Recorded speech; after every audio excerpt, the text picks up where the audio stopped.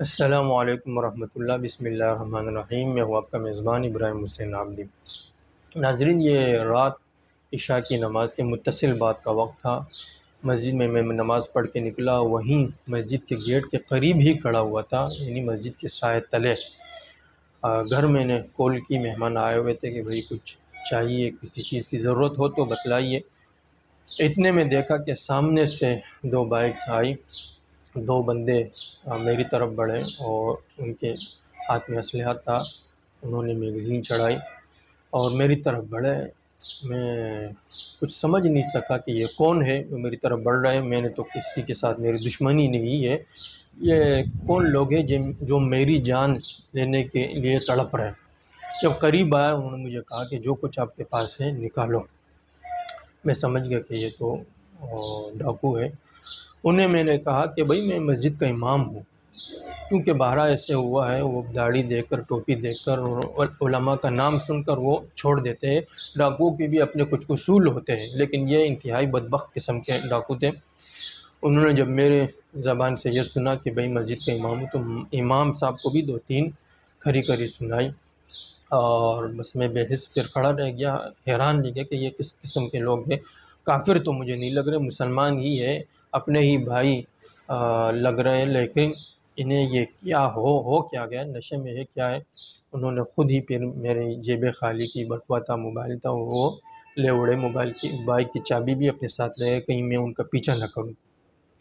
تو یہاں اب دیکھیے آپ، میں مسجد سے نکل رہا ہوں اور نماز کا وقت ہے، اور مسجد کے دروازے میں ہی کھڑا ہوا ہوں، وہاں یعنی اللہ کے گھر کے سائے میں ہی مجھے لوٹا جا رہا ہے۔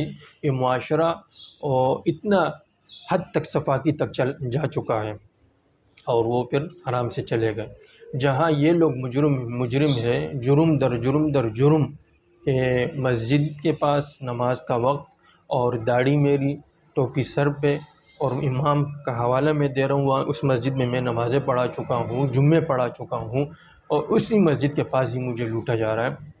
تو جس نے بھی یہ واقعہ سنا، اس نے بد دعائیں دی۔ میں نے کہا بد دعائیں دینے کی ضرورت ہی نہیں۔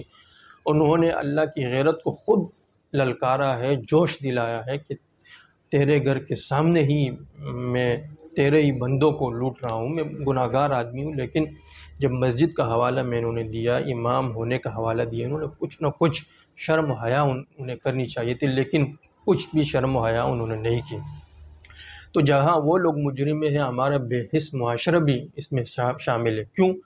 جس نے بھی یہ واقعہ سنا، اس اہل علاقہ کے لوگوں نے، اہل علاقہ نے، تو انہوں نے یہ کہا کہ یہ کوئی اور باہر سے آئے ہوئے لوگ نہیں، یہ اپنے ہی لوگ ہیں، علاقے کے ہی لوگ ہیں۔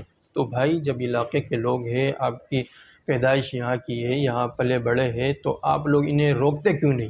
کوئی بھی میرے ساتھ نہیں ہے کہ آؤ، ہمیں پتہ ہے کہ فلاں فلاں جو ہے، آپ ایک ڈاکو کو بھی پکڑ لیں گے، کہ مجرم کو بھی وہ سب کے نام اگل لے گا، لیکن کوئی کھڑا نہیں ہوا۔ کیوں؟ ہر ایک ڈرتا ہے اپنے آپ سے، ایسا نہیں مجھے پھر مارا جائے۔ اسی بغیرتی میں، اسی جو ہے بے حسی کی وجہ سے وہ لوگ اور دلیر بن رہے ہیں، اور مزید در مزید اس طرح کے واقعات رونما ہو رہے ہیں۔ تو ابھی اگر وہ کچھ بھی تھوڑی سی بھی ہمت دکھلاتے تو انہیں پکڑ سکتے تھے۔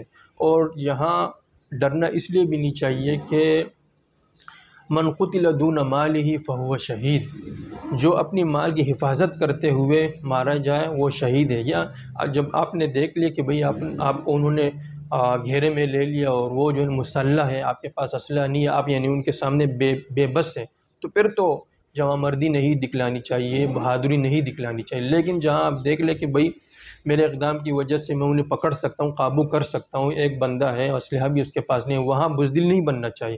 یا اس کی پیٹھ ہے آپ کی طرف، آپ کوئی چیز اٹھا کر اسے مار سکتے ہیں، تو وہاں بہادری کا مظاہرہ کرنا چاہیے۔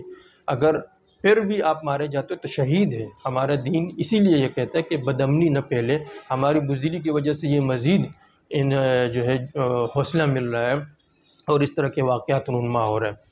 اور جہاں معاشرہ اور علاقے والے مجرم ہیں، وہاں تو حکومت تو ہے ہی ہے۔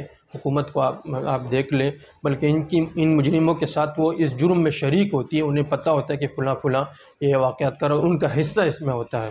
جب ہم لوگ تھانے گئے، تھانے میں جو ہے چاہیے تو یہ ہوتا ہے کہ جس کے ساتھ جو ہے یہ واقعہ رونما ہوا ہے، وہ صدمے سے دوچار ہوا ہے، اس کا صدمہ دور کیا جائے، اسے دلاسا دیا جائے اور بتلایا جائے کہ آپ کا یہ جو واقعہ آپ کے ساتھ ہوا ہے انشاءاللہ ہم اس کا ازالہ کریں گے اور آپ مجرم ہم پکڑیں گے۔ لیکن یہاں کیا ہوتا ہے، اسی کو جو ہے ذلیل کیا جاتا ہے کہ بھئی کیا ہوا، آپ یہ کر کے آئے، آپ کمپیوٹرائز درخواست لکھ کے آئے، آپ جی صاحب نہیں ہے، آپ کل آئے، یہ کرے وہ کرے، آپ نے غفلت کا مظاہرہ کیوں کیا، آپ اس طرف کیوں گئے، آپ ایسا کیوں کیا، کیوں اتنے سوالات اس سے کیے جاتے ہیں۔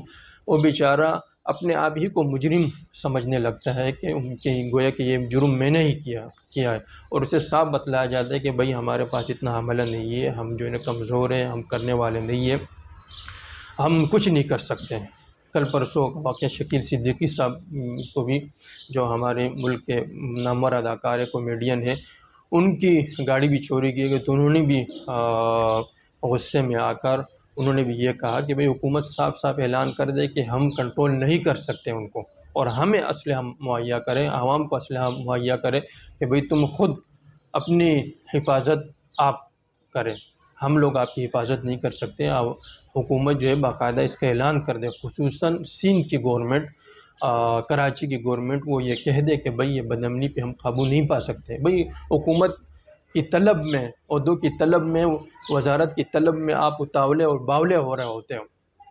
یہ حکومت طلب کرنا بڑی بات نہیں، اسے چلانا بڑی بات ہے۔ جس طرح کی تبدیلی سرکار آئی اس میں ہم تبدیلی لائیں گے، لیکن تبدیلی جو ہے ترقی معکوس، تبدیلی معکوس وہ لے کر آئے۔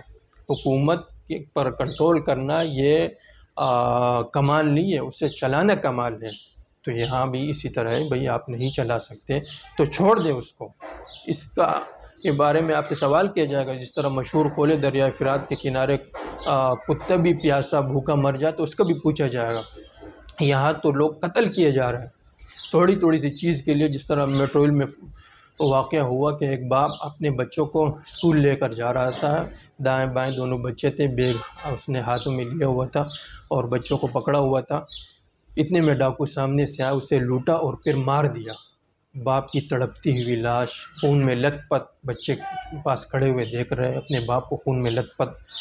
تو کتنی افسوس کی بات ہے، ایک تو مال بھی لیا جاتا ہے، یہ مال پھر کیا ڈاکوؤں کو راس آتا ہے؟ آپ کو راس آئے گا یہ مال، بلکہ الٹا آپ سے نکلے گا۔ 1 روپیہ برکت والا، حلال والا، یہ لاکھوں روپے جو حرام سے کمائے ہوئے، اس سے 1000 درجہ حلال کی کمائی 1 روپیہ بھی اس سے بہتر ہے۔ کیوں یہ آپ سے نکلے گی، اور آپ کی موت بھی انتہائی، اس جہاں میں تو آپ کو اس کا بدلہ دینا ہی پڑے گا، لیکن اس جہاں میں بھی، دنیا میں بھی آپ انتہائی ذلیل ہو کر مرتے ہو۔ ہر روز واقعات ہوتے رہتے ہیں، لوگوں نے پکڑا ہوتا ہے، ان کی ویڈیو بناتے پوری دنیا میں جاتی ہے، اور ان کے رشتہ دار دیکھ رہے ہوتے ہیں کہ یہ فلاں بن فلاں ہے۔ دنیا میں بھی آپ انتہائی ذلیل ہوتے ہیں، اس جہاں میں بھی۔ لہٰذا یہ بہانہ بنانا کہ بھئی ملک میں بے روزگاری ہے، معیشت ٹھیک نہیں ہے، اور اقتصادی حالت بہتر نہیں ہے، لہٰذا اس لیے ہم چوری کر رہے ہیں، کیا یہ آپ کا یہ بہانہ آپ کے کام آئے گا اس جہاں میں؟ بالکل نہیں، بلکہ الٹا آپ کو پکڑا جائے گا کہ تمہاری حرام پائیوں کی وجہ سے اس طرح کے واقعات رونما ہو رہے تھے۔ تو آج کی ویڈیو کا خلاصہ یہی ہے کہ جہاں یہ لوگ مجرم ہیں، ڈاکو مجرم ہیں، وہاں ہم خود بھی مجرم ہیں کہ ہم انہیں پکڑ سکتے ہیں لیکن ہم نہیں پکڑتے، وہاں حکومت تو ہے ہی ہے، سب سے بڑی مجرم وہی ہے۔ تو ہر ایک اپنی ذمہ داری کا احساس کرے اور ملک سے بدامنی ختم ہو، اس دعا کے ساتھ ہی کہ یا اللہ اس ملک پاک کو امن کا، اس میں امن کا بول بالا فرما، اور سب امن و آشتی کا پھریرا یہاں لہرا، سب جو ہے چین و سکون کے ساتھ ہم جب نماز کے لیے نکلے تو ہماری دکانیں، جس طرح طالبان کی حکومت افغانستان میں کھلی دکانیں چھوڑ کر سڑک کے اوپر ہی جو ہے کھلے سامان چھوڑ کے چلے جاتے تھے، کوئی بھی اس کو بری نظر سے دیکھنے والا نہیں ہوتا تھا۔ تو اللہ کرے کہ اس ملک میں بھی اس طرح کا نظام ہو، آمین یا رب العالمین۔ آج کی محفل میں اتنا ہی، اگلی ملاقات تک کے لیے اجازت دیجیے گا۔ ابراہیم حسین اور حجازی میڈیا کو